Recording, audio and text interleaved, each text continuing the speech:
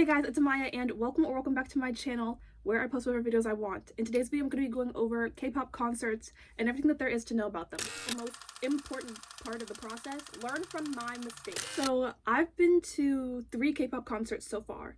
I went to see P1 Harmony 2 years ago. And then last year I saw NCT Dream, and this year I saw Ampers&one just like a week ago. So I'm gonna start by talking about how to find out that concerts are coming to your area, because I feel like when you're new to K-pop, this is one of the most difficult things. Like literally just last week I had someone ask me how I even knew Ampers&one was coming. My first piece of advice for finding K-pop concerts is to follow the groups that you like on social media, especially on Weverse, but also YouTube, TikTok, and Instagram. Weverse I had notifications on, so whenever one of my groups is going on tour, I get a notification, so I know immediately. And then that also gives you some time to start saving up. My second piece of advice for this category is to sign up for ticketing websites. So the big one is Ticketmaster. Whenever a K-pop group comes near me, I always get an email. So that's another good way to find out when groups are coming if you don't follow them. The next category that I want to give advice on is ticketing, because this is the most important part of the process in order for you to actually go to the concert. Open the site a few minutes early, put your information in, save it, look at the seats before you even think about purchasing your tickets. Just get like 10 different seats that you would be okay with sitting in, or at least a row maybe, so that you already know what to expect when you open up the website for ticketing. Also, most groups are going to have some type of early buying period for tickets where you can get it before the general public, but typically you can get pre-order because they'll have like 10 different ways to get it. I would also say to think realistically. Are you comfortable with general admission? So I have done a general admission concert before.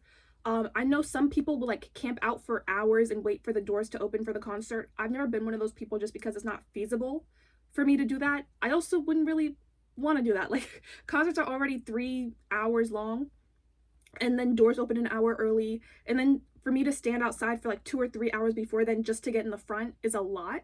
Luckily, the concert that I went to, the venue wasn't large, so I'm also pretty tall, so I was able to see still. But a lot of people want to be in the front so they can interact with the group. So think about that. If you're in general admission, are you okay with not being able to see? Are you okay with needing to wear like heels or something so that you can see over other people? And then also, are you okay with standing? Because that's the biggest part of general admission. For me, it wasn't a problem to stand for 2 hours, but I know for some people, maybe that's something that they would struggle with. So consider, the realistic possibilities when you're purchasing your ticket. My last tip for this section is to consider whether or not you want VIP. Every K-pop concert that I've been to, every K-pop concert that I've heard of has had some type of VIP experience. So I'm going to address that later, but think about that when you first start thinking about ticketing and saving up money, because there is a giant gap in price between getting a general admission or just getting a seat ticket and paying for VIP and all of the extra fun stuff. Follow fan accounts of the groups that you want to see. Like, I found out about Ampers&one's merch ahead of time because of a fan account. I found out that that they wouldn't let you screen record when you were doing your selfie. And for NCT Dream, I found the set list. So that was pretty cool because I already knew what songs they were going to be performing before I went. So I'm like, okay, they're at this song. They're probably going to take a break at this point. Check the venue's policy on food, beverages, and bags.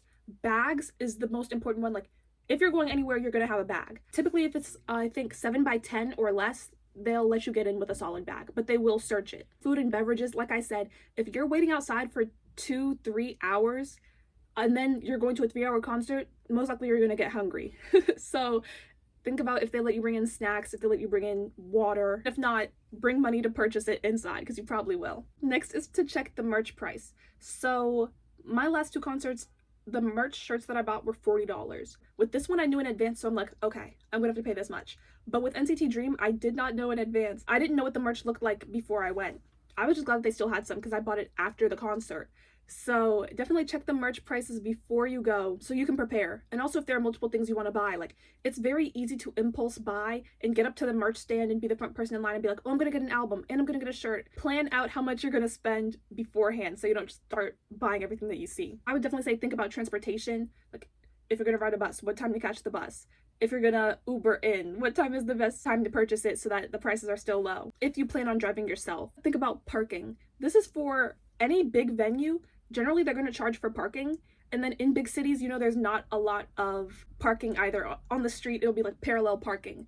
So you know that runs out pretty quick too when there's a big event going on. Prepare to arrive when the doors open. Getting there when the doors open allow you to get your merch fast, get to the front, and get comfortable. And like I said too, you do have to go through security. Like some of these venues will have a lot of different steps before you get to actually getting to your seat. Next step in preparation is to think of the fit, the hair, everything. So for me, like I said, I'll put my pictures up on the screen of my outfits that I wore. But K-pop fans really do take that stuff kind of seriously when it comes to dressing up for concerts. I also think about what are the group's colors. Like for Ampers&one, it was pink and white because their last album was pretty pink and white. And then NCT Dream, of course, their color is that loud neon green. I didn't wear neon green because I didn't have any. But either way, like, do you want to dress on theme with everyone else? You know, stuff like that. My next tip is to check your tickets the day of.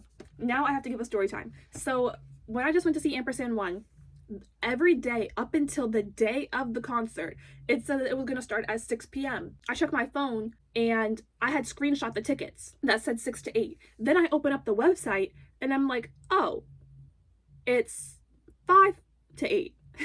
They moved it back an hour. Now I'm going to be late. So I missed 30 minutes of Ampers&one performing. That is no fault but my own because I should have checked the tickets the day of. It's not something I ever thought that I would have to do, but learn from my mistakes. Next section is when the doors open, what to do. Like I said earlier, prepare to go through security. If you are going to a venue that serves alcohol, you might need to show ID. I never had to, but I would say, you know, whenever you're going out, bring your ID anyway, just to be safe. Also, have your bag open because this is because I don't have a clear bag, but every time that I've gone through security at a concert, they've gone through my bag. So just have it open and ready so that it makes the process a lot easier. Then, like I said, I kind of described this step in my last one, but get your merch immediately, get in that line. With P1 Harmony, I wanted to get their light stick. As soon as they announced the tour, it was sold out online. Then I'm like, okay, I'll just get it at the venue. Obviously, I get there too late, and the light sticks are sold out too at the venue. I'm like, okay, I just left with an album. The merch at these concerts is meant to sell out. Let's say I'm going to see P1 Harmony. They might have 50 shirts per concert. Because if they have extra supply, they can't sell it. This is a tour exclusive shirt. So you're never going to be able to buy this again. So they buy less than what they think people are going to want to buy. If you're taking pictures, take them beforehand. Because for me, at least, when I take pictures after, like my eyes are red, I'm tired, my feet hurt, I've been standing up, you know, I don't really want to take pictures anymore. So that's why I definitely say take them beforehand if you're going to do them. Oh, and be ready when the group comes out. So some groups I've seen took 30 minutes to come out. Ampers&one clearly came out immediately. So just be seated. They have little videos that you can watch before the group comes out. Your phone should be eye level at the most with your forehead. It should not be above your head. If you're recording or if you have a light stick, don't be swinging that thing. Okay. we have to prioritize safety. And also make sure the people behind you can see and have fun. Like, concerts are a fun experience. Bring earplugs. When I saw P1 Harmony, that was the one concert I went to where I didn't have earplugs and my ears were ringing for an hour after. I'm not risking my hearing, you know? I want to be able to hear the next concert that I go to. And then here are some K-pop concert tips that I've learned in my 3 years of attending them. First, do not fall for the fake ending. Every single concert that I've been to, the artist has been like, all right guys, that's it, bye. And then they leave. And then people start leaving and then they come back out. And this is called the encore. Do not get up and leave before the entire concert that you paid for. And the thing is, this may have been the listed time. Like, they may have said the concert's going to end at 9, 10. They do a little costume change and come back. Now you've left, especially if they don't say, like, bye guys. If the lights don't come on, it's not over, okay? The lights need to come on, and they need to do an emotional goodbye, and they need to sing a ballad before it's actually over. Go to the bathroom and get refreshments during breaks to avoid missing songs. They perform like 3 to 5 songs back to back to back, and then they'll go and do a costume change. That's the time to go to the bathroom, touch up your makeup, get something to eat. Like, I definitely would not leave, especially with how expensive some concerts can be. I would not get up while they're still out there performing unless it was an absolute emergency. Now this is about the actual VIP. So VIP may have to get there early, even an hour or so before the doors open, or stay after. And it should be on your ticket. So here are some examples of VIP experiences that you might pay for a K-pop concert. high touch, fan sign, selfie, sound check, skip the line. Skip the line is typically going to be bundled with something else.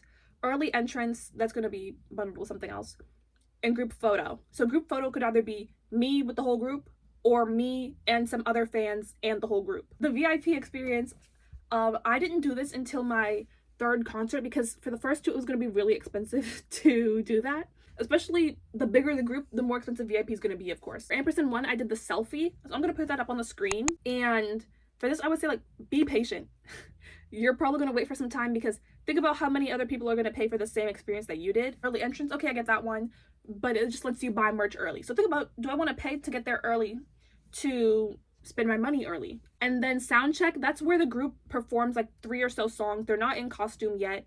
Typically they interact with the fans more because there's less people there. So sound check seems like a pretty cool experience. I may pay for that in the future. Fan sign, that's where the group signs whatever you have.